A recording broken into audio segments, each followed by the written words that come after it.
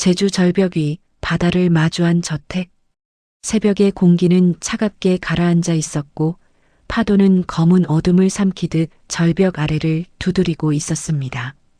바다를 내려다보는 유리창 너머로 새벽 햇살이 서서히 번져오고 있었습니다. 창가에 서 있는 이는 한도윤 회장. 70이 넘은 나이에도 여전히 꼿꼿한 자세와 날카로운 눈매를 지녔지만 그 눈빛 속에는 무겁게 눌린 세월의 흔적이 드리워져 있었다. 그는 손을 등 뒤에 모은 채 창밖을 바라보다가 천천히 책상 앞으로 걸음을 옮겼다. 집무실은 그의 성격을 닮아 있었다. 흠잡을 데 없이 정돈된 서류, 가지런히 놓인 펜, 먼지 한 톨 없는 책장. 그 모든 질서 속에서 단 하나 이질적인 물건이 있었다. 낡은 은빛 액자 하나. 액자 속에는 5살 난 소녀가 해맑게 웃고 있었다. 까만 머리가 바람에 흩날리고 치아가 드러난 웃음은 햇살처럼 환했다. 도윤은 액자를 손에 들고 한참 동안 시선을 떼지 못했다. 그의 굳은 표정이 그제야 미세하게 흔들리며 부드러워졌다.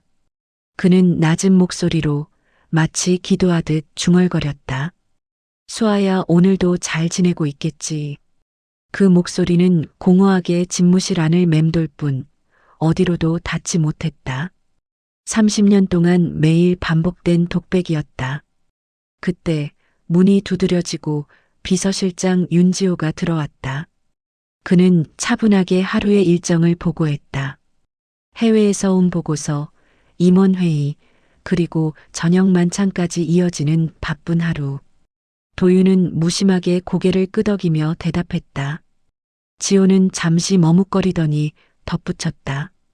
그리고 회장님, 오늘부터 새 가정부가 들어왔습니다. 예전보다 오래 버틸 수 있으면 좋겠습니다. 도윤의 눈썹이 미세하게 움직였다.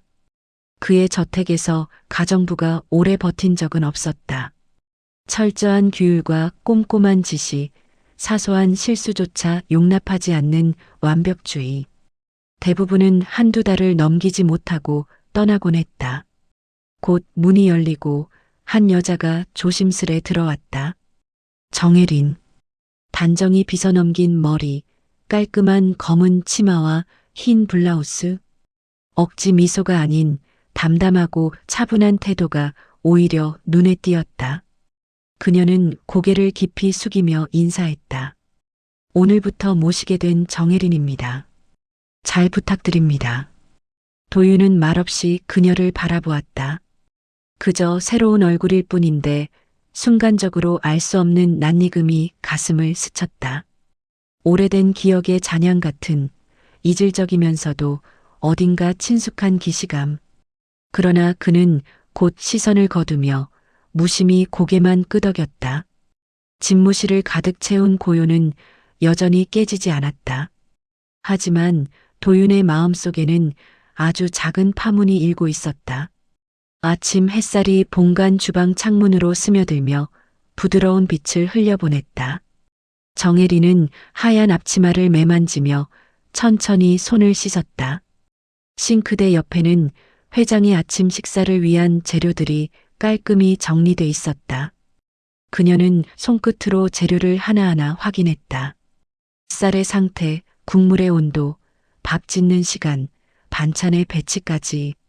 마치 오래전부터 이 집의 식습관을 꿰고 있던 사람처럼 손길은 망설임이 없었다. 조리대 위에는 메모 한 장이 놓여 있었다. 밥은 175도에서 정확히 15분. 국물은 80도. 와사비 금지. 소금 최소. 그것은 비서실장이 미리 적어준 회장의 까다로운 식사 규칙이었다. 보통 사람이라면 숨이 막힐 정도의 규율이지만 혜리는 오히려 평온한 얼굴로 그 지침들을 수행해 나갔다. 잠시 후 식탁에 아침이 차려졌다. 바닥은 반짝였고 식기들은 정확히 같은 간격으로 놓여 있었다.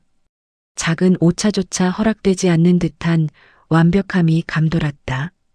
7시 30분 정각. 한도윤 회장이 천천히 식당으로 들어섰다. 그는 늘 그렇듯 무표정했고 걸음은 느리지만 묵직한 힘이 있었다. 자리에 앉은 그는 음식을 살펴보더니 낮게 물었다. 밥 15분간 뜸 들였나? 네, 회장님. 말씀하신 대로 마쳤습니다. 국물 온도는 80도입니다. 그의 눈빛이 미세하게 흔들렸다. 놀람과 의심이 뒤섞인 흔들림이었다. 대부분의 가정부들은 몇 번을 시도해도 이 수준에 도달하지 못했다. 하지만 그녀는 첫날부터 완벽했다. 도윤은 숟가락을 들며 잠시 멈췄다. 식탁 맞은편에 앉아 있는 듯한 환영이 스쳤다. 5살 소녀가 웃으며 밥을 크게 떠 입에 넣던 모습. 수아야. 그는 속으로만 이름을 부르고 다시 정신을 붙잡았다. 식사가 끝나자 해리는 조용히 식기를 치웠다. 그 움직임은 빠르지도 느리지도 않았다. 불필요한 소리조차 내지 않고 모든 동작이 질서와 정갈함으로 이루어져 있었다. 그날 오후 해리는 회장의 옷장을 정리했다. 셔츠는 색상별로, 타이는 패턴별로 배열했고 양복은 착용한 날짜에 맞춰 기록을 남겼다. 단추는 하나도 빠짐없이 잠가두었고 구두는 가죽의 결을 따라 부드럽게 닦아냈다. 회장은 옆에서 그 모습을 묵묵히 지켜보았다. 다른 사람들은 보통 힘들어했지. 내가 너무 구체적이라며 불평도 했고 도윤은 무심히 내뱉었지만 마음 한편에서는 이상한 의문이 피어올랐다. 왜 저 여자는 마치 오래전부터 나를 알고 있던 사람처럼 자연스럽지? 밤이 깊어갈 무렵 도윤이 서재에서 책을 읽고 있을 때 혜린이 조용히 문을 열고 들어왔다. 회장님, 취침 전에 차 드셔야죠. 오늘은 캐모마일입니다. 도윤은 눈을 들었다. 그는 차를 주문한 적이 없었다.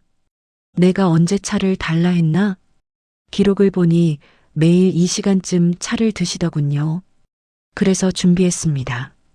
도윤은 아무 말 없이 그녀를 바라봤다. 그 시선에는 경계와 의심 그리고 설명할 수 없는 동요가 섞여 있었다. 대체 이 여자는 누구지? 해리는 태연히 잔을 내려놓고 고개를 숙였다.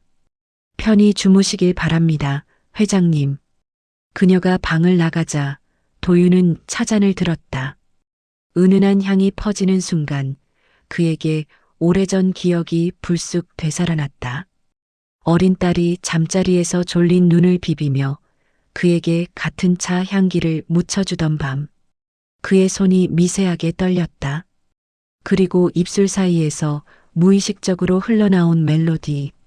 잘 자라, 내 작은 별아. 그것은 오직 딸에게만 불러주던 자장가였다.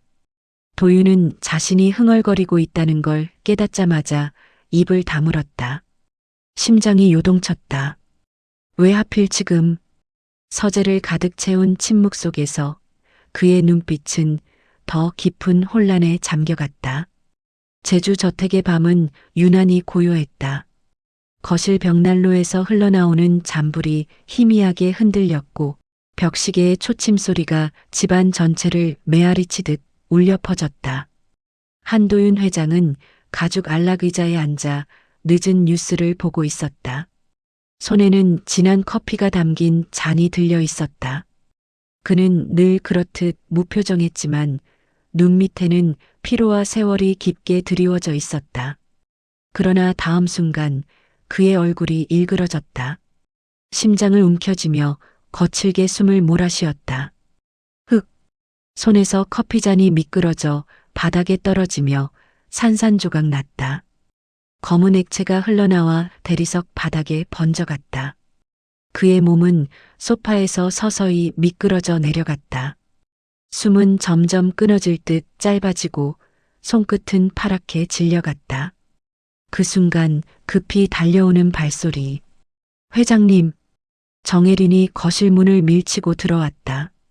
놀라움은 잠시, 그녀는 즉시 침착한 얼굴로 무릎을 꿇었다.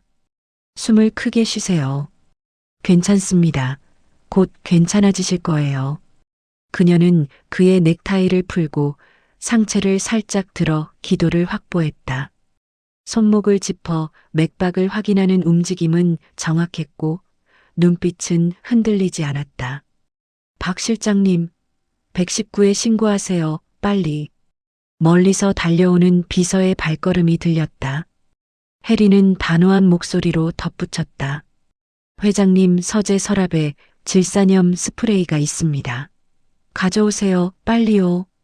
비서는 놀란 얼굴로 고개를 끄덕이고 서재로 달려갔다. 도윤은 의식이 흐려지며 희미하게 중얼거렸다. 내가 왜? 해리는 그의 손을 꽉 잡았다. 괜찮습니다. 버티셔야 합니다. 이제 곧 괜찮아지실 거예요. 잠시 후 비서가 스프레이를 들고 달려왔다. 해리는 재빨리 그것을 받아 도윤의 혀 밑에 뿌렸다. 그녀의 손끝이 미세하게 떨렸지만 눈빛은 결코 흔들리지 않았다. 몇 초가 길게 늘어진 듯 흘렀다. 그리고 마침내 도윤의 호흡이 조금씩 안정되기 시작했다. 억눌린 가슴이 풀리듯 천천히 숨이 이어졌다.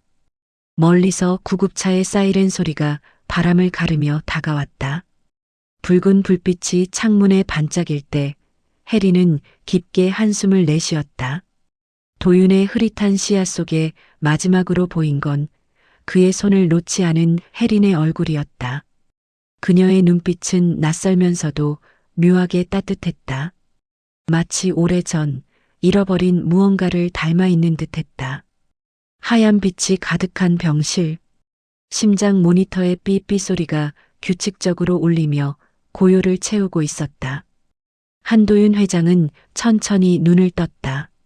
머릿속이 무겁고 흐릿했지만 창가에 앉아 있는 여인의 모습이 먼저 시야에 들어왔다.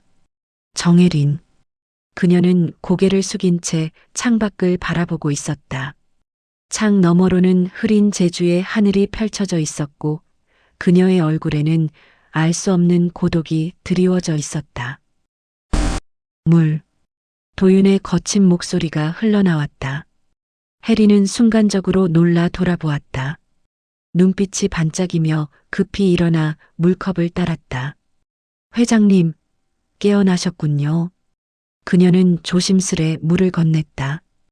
도윤은 천천히 한 모금 삼키고 가쁘게 숨을 고르며 물었다. 얼마나 지났나? 하루 정도입니다. 다행히 빠르게 조치해서 큰 고비는 넘겼다고 하셨어요.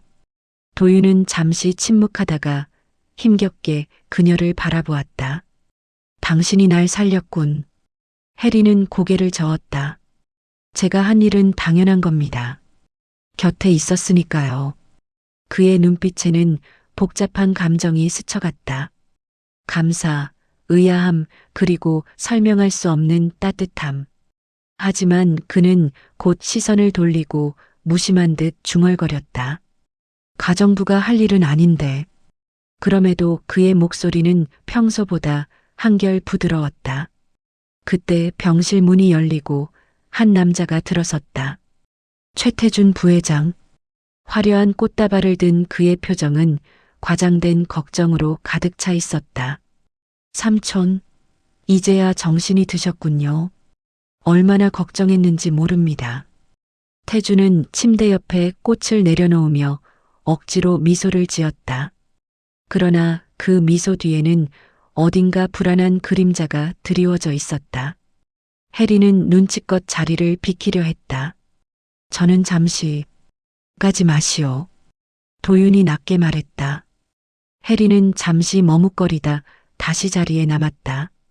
태준의 미소가 순간적으로 흔들렸다. 삼촌, 이제 회사 일은 내려놓으셔야죠. 건강이 가장 중요합니다. 앞으로는 제가 회사를 지켜드리겠습니다. 그의 말투는 공손했지만 눈빛은 차갑게 번뜩였다. 욕심, 계산, 그리고 탐욕이 고스란히 배어 있었다. 도윤은 차갑게 잘랐다. 아직 죽을 생각 없다. 중요한 결정은 내가 돌아올 때까지 보류해라. 태준의 표정이 순간 굳었다. 그러나 곧 억지 웃음을 지으며 고개를 끄덕였다. 네, 알겠습니다. 삼촌. 잠시 후 그의 시선이 혜린에게 향했다. 삼촌을 구해주셨다면서요.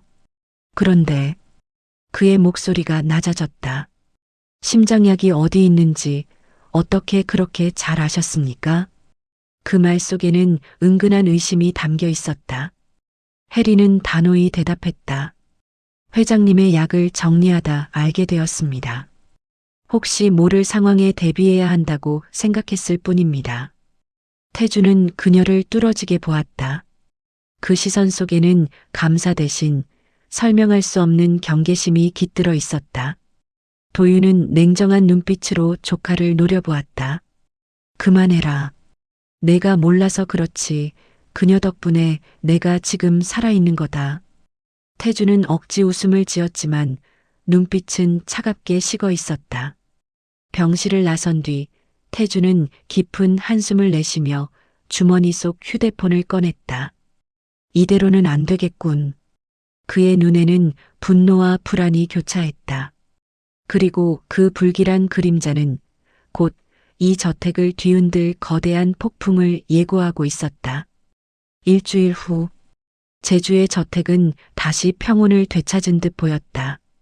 그러나 그 고요 속에서 한도윤 회장은 이전과는 다른 눈빛으로 혜린을 바라보고 있었다. 저녁 노을이 물든 정원. 도윤은 안락의자에 앉아 따뜻한 차를 마시고 있었다. 은은한 향이 피어오르자 문득 오래된 기억이 스쳤다. 어린 딸이 무릎에 앉아 아버지의 찻잔을 흉내내며 웃던 모습. 그의 가슴이 미묘하게 저려왔다. 그때 혜린이 조용히 다가와 차를 따랐다. 그녀는 오른손으로 잔을 들며 약지를 살짝 구부린 채 받침을 안정적으로 받쳤다. 도윤의 눈이 크게 흔들렸다. 이 손동작은. 그는 무심코 자신의 손을 내려다보았다. 똑같았다. 자신 역시 무의식적으로 약지를 구부린 채 잔을 들고 있었던 것이다. 이 습관은 딸 수아가 어릴 적부터 자연스럽게 따라하던 버릇이었다. 왜 저 여자가? 도윤은 차를 내려놓고 눈길을 피했지만 가슴 깊은 곳에서 파문이 일었다. 다음 날 저녁 식사 자리. 혜린은 회장의 식탁에 반찬을 가지런히 놓았다. 모든 배치는 규칙적이고 완벽했다. 오늘은 함께 드시죠. 도윤은 평소와 다르게 말했다. 혜린은 놀란 듯 잠시 멈췄으나 곧 조용히 맞은편에 앉았다. 식사가 시작되자 도윤은 그녀의 숟가락 움직임을 주의 깊게 살폈다. 먼저 나물, 그 다음 생선, 마지막으로 고기. 그리고 국물과 밥을 번갈아 3숟가락씩. 정확히 그 순서였다. 숟가락을 멈춘 도윤의 눈빛이 깊게 흔들렸다. 이건 내 방식인데.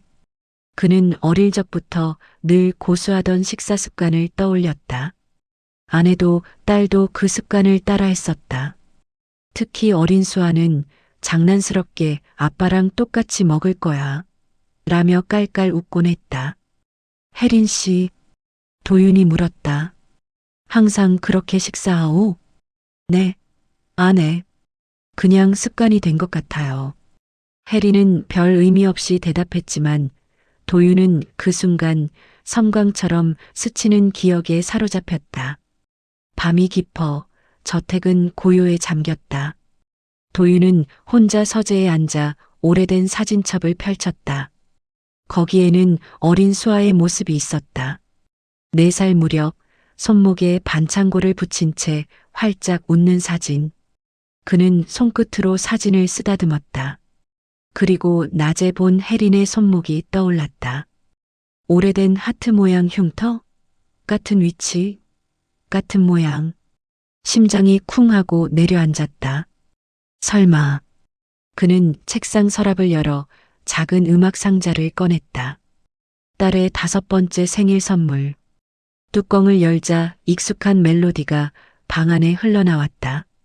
그 순간 문틈 사이로 희미한 흥얼거림이 들려왔다. 혜린의 목소리였다.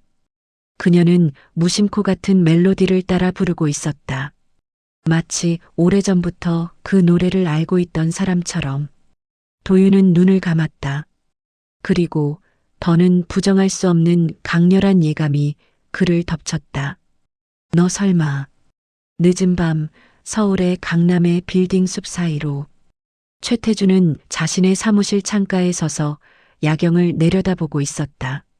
수많은 불빛들이 도로 위로 흘러갔지만 그의 눈빛은 차갑고 무거웠다. 책상 위에는 조용히 켜진 스탠드 아래 여러 서류가 널려 있었다. 그 가운데에는 정혜린의 인사 기록, 가정부 추천서, 그리고 고아원 출신이라는 배경이 적힌 문서가 놓여 있었다. 태주는 낮게 중얼거렸다. 삼촌이 저 여자를 신뢰하다니 믿을 수 없어. 뭔가가 분명히 있어. 그는 서류를 집어던지고 의자에 깊이 몸을 묻었다. 마음속에서는 질투와 불안이 동시에 소용돌이쳤다. 삼촌의 시선이 점점 혜린에게 향하는 것이 눈에 선했다. 만약 그 여자가 삼촌의 유언이나 재산에 영향을 준다면 그동안 자신이 쌓아온 모든 것들이 물거품이 될지도 몰랐다. 며칠 뒤 태주는 어두운 호텔 라운지의 구석에 앉아 있었다. 그 앞에는 검은 양복 차림의 남자가 앉아 있었다. 차갑게 빛나는 눈빛. 김민수 사설조사관. 조사 결과를 가져왔습니다. 민수는 갈색 봉투를 테이블 위에 올려놓았다. 태주는 초조하게 봉투를 열었다. 안에는 오래된 기록들이 들어 있었다. 햇살의 집. 30년 전 정혜린이 5살 무렵 발견되어 보내진 고아원의 이름이었다. 발견된 시점은 1993년 6월 24일. 잠실 인근. 머리에 외상을 입은 채 의식불명으로 발견됐습니다. 깨어난 후에는 가족에 대한 기억이 전혀 없었다고 합니다. 태준의 눈이 번쩍 빛났다. 잠실이라고? 민수가 고개를 끄덕였다. 네. 우연히도 그곳은 범석그룹이 첫 주상복합 건설을 진행하던 현장 근처였습니다. 태준의 손끝이 떨렸다. 그럼 삼촌이 잃어버린 딸 사건이 벌어진 장소도 맞습니다. 기록이 겹칩니다. 순간 태준의 입술이 굳게 다물렸다. 심장이 거세게 요동쳤다. 머릿속에서는 하나의 불길한 가능성이 고개를 들었다. 설마 그 여자가. 그러나 곧 차가운 미소가 그의 얼굴에 번졌다. 아니, 그럴 리 없어. 그건 있을 수 없는 일이야. 그냥 고아였을 뿐이지. 그는 다시 민수를 노려보며 낮게 명령했다. 이 기록을 조작해. 정혜린에게 사기 전과가 있었다는 걸로 만들어. 노인들을 속여 돈을 빼앗은 전력이 있었다는 식으로. 삼촌이 믿는 걸 무너뜨려야 해. 민수는 잠시 망설였다. 그건 불법입니다. 기록을 조작하면. 탁! 태주는 테이블 밑으로 두툼한 봉투를 밀어 넣었다. 봉투 속에서 묵직한 돈의 감촉이 전해졌다. 돈이면 충분하겠지. 민수의 눈빛이 흔들렸다. 직업적 양심과 욕망 사이에서 갈등했지만 결국 그는 봉투를 집어들었다. 알겠습니다. 호텔 창밖으로 빗줄기가 쏟아지고 있었다. 유리창에 비친 태준의 얼굴은 분노와 집착으로 일그러져 있었다. 삼촌의 재산 내 자리를 저 여자 때문에 빼앗길 순 없어. 반드시 끊어내야 해. 그의 눈빛은 불길하게 번쩍였다. 그 순간부터 저택 위로 보이지 않는 폭풍이 몰려오기 시작했다. 저녁 무렵 제주의 저택은 노을빛에 물들어 있었다. 정원에서는 매미 소리가 울려 퍼지고 바닷바람이 창문을 두드렸다. 한도윤 회장은 거실 소파에 앉아 있었다. 그의 시선은 맞은편에서 차를 내리고 있는 혜린에게 고정돼 있었다. 그녀의 손목에 희미하게 남은 흉터, 숟가락을 드는 습관, 음악 상자 멜로디를 흥얼거렸던 순간까지 모든 단서가 하나의 결론을 향해 가고 있었다. 너일지도 모른다. 그는 속으로 낮게 중얼거렸다. 혜린이 고개를 들며 물었다. 무슨 말씀이세요? 도윤은 재빨리 시선을 돌리며 고개를 저었다. 아무것도 아니다. 그러나 그의 눈빛은 이미 흔들리고 있었다. 30년 전 그날의 기억. 잠시 손을 놓친 사이 군중 속으로 사라져버린 5살 딸. 그 절망과 후회가 혜린을 바라볼 때마다 되살아났다. 그날 밤 서재 문이 열렸다. 비서실장 윤지호가 조심스럽게 들어왔다. 손에는 두꺼운 서류 봉투가 들려 있었다. 회장님, 부회장님께서 직접 전달해 달라고 하셨습니다. 정혜린 씨에 관한 자료라고 합니다. 도윤의 눈빛이 차갑게 빛났다. 뭐라고? 지호는 난감한 표정으로 봉투를 내밀었다. 도윤은 손을 뻗어 서류를 꺼내 들었다. 그 안에는 놀라운 기록들이 있었다. 노인 대상 사기 전과 정혜린이 과거 전국을 돌며 노인들에게 접근해 재산을 갈취했다는 허위의 사건 기록. 날짜와 증언까지 세밀하게 조작된 문서였다. 도윤의 손이 미세하게 떨렸다. 이럴 수가. 그는 곧장 서류를 덮었지만 가슴속에서 격렬한 파도가 일었다. 분명 그녀는 지금까지 흠잡을 데 없이 성실했다. 그가 알던 누구보다도 진심 어린 눈빛으로 자신을 대했다. 그럼에도 문서에 적힌 글자들이 뇌리를 파고들었다. 잠시 후 거실. 혜리는 저녁 식사를 정리하다가 회장의 차가운 시선을 느꼈다. 회장님, 무슨 일이신가요? 도윤은 쉽게 입을 열지 못했다. 잠시 침묵이 흐른 뒤 낮게 물었다. 혜린 씨, 당신 고아원에 들어가기 전 기억은 정말 아무것도 없나? 혜린의 표정이 굳었다. 네. 5살 무렵 사고를 당하면서 기억을 잃었습니다. 왜 그런 걸 물으시죠? 도윤은 깊은 한숨을 내쉬었다. 그녀의 대답은 오히려 확신을 굳히는 듯 했지만 머릿속에는 봉투 속 기록이 함께 떠올랐다.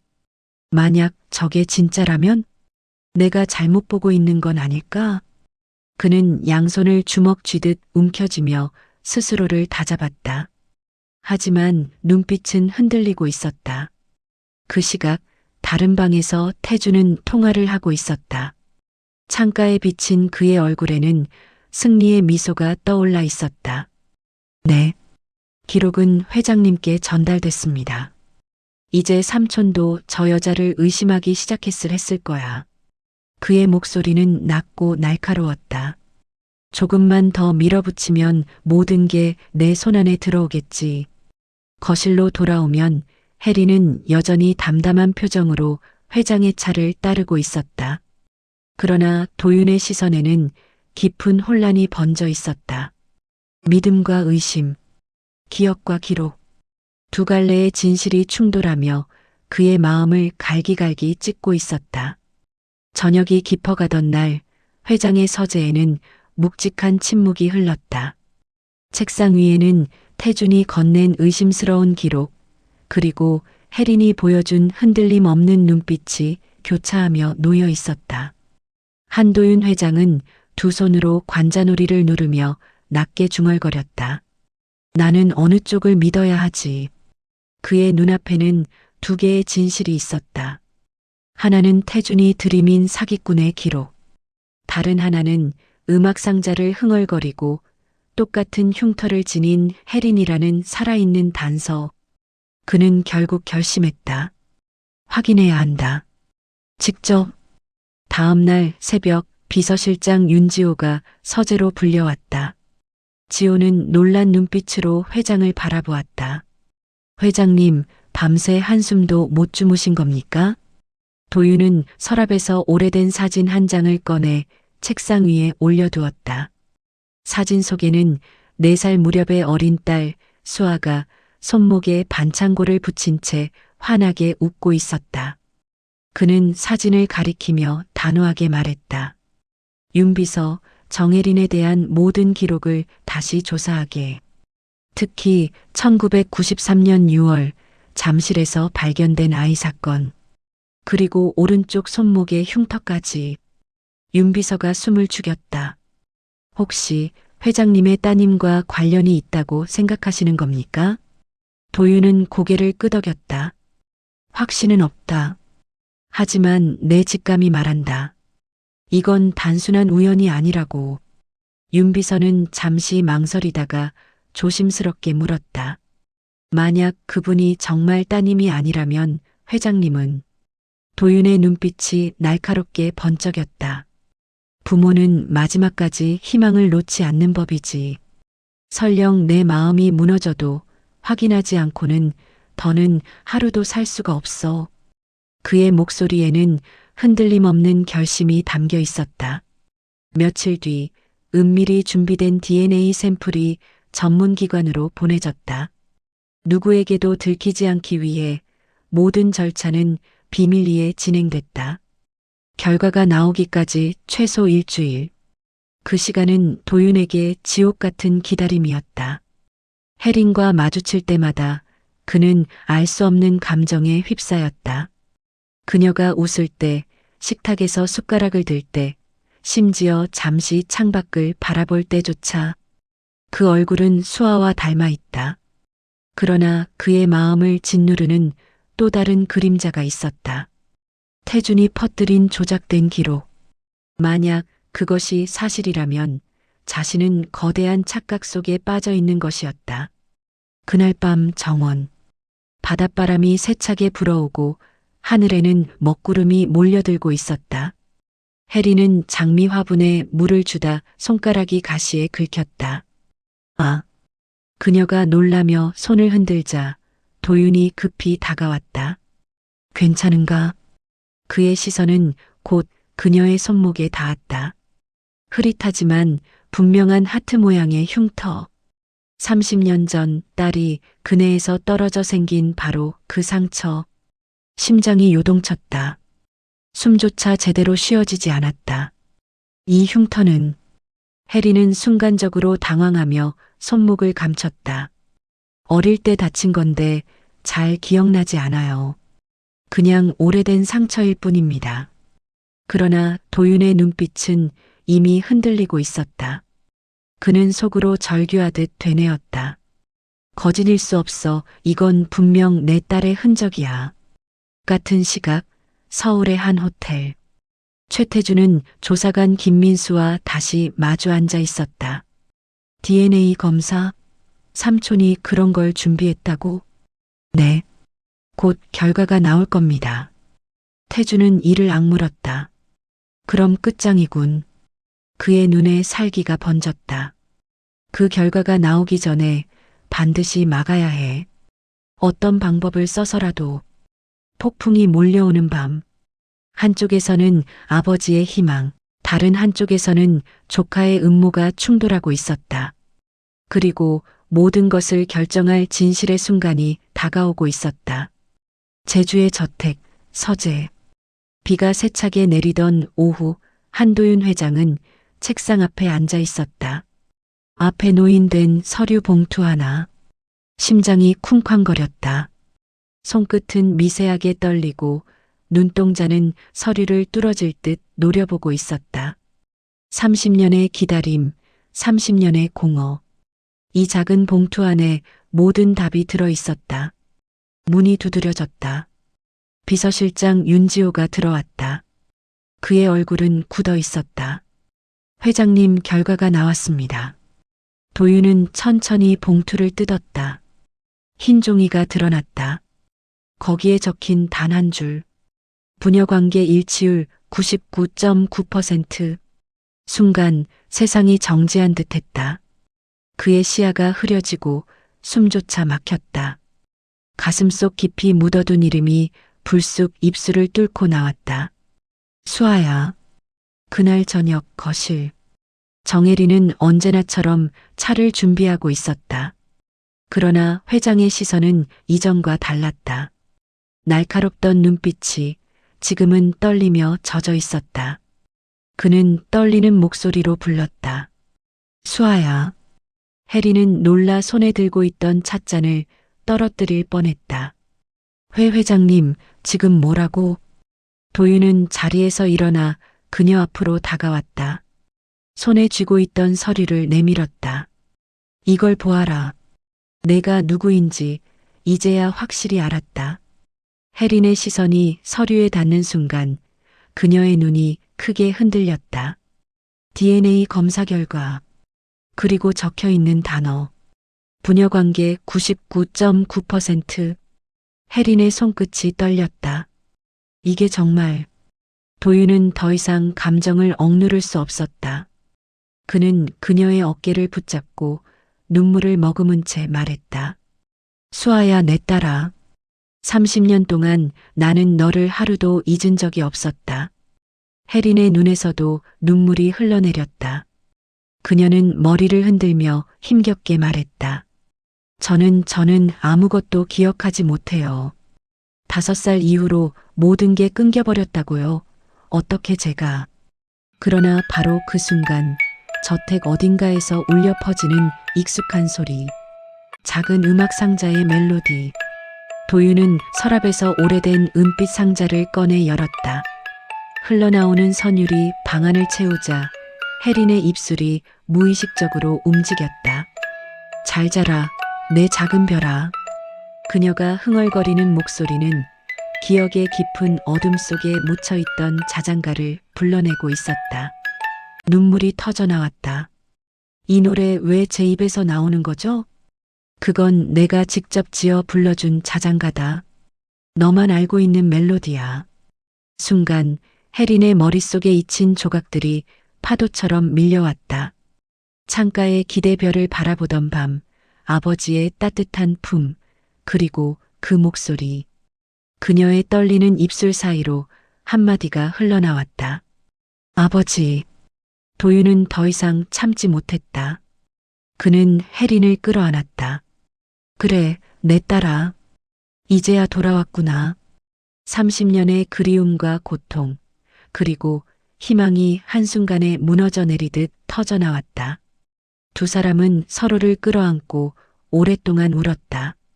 그러나 저택의 어둠 속에서 지켜보는 눈빛이 있었다. 최태준.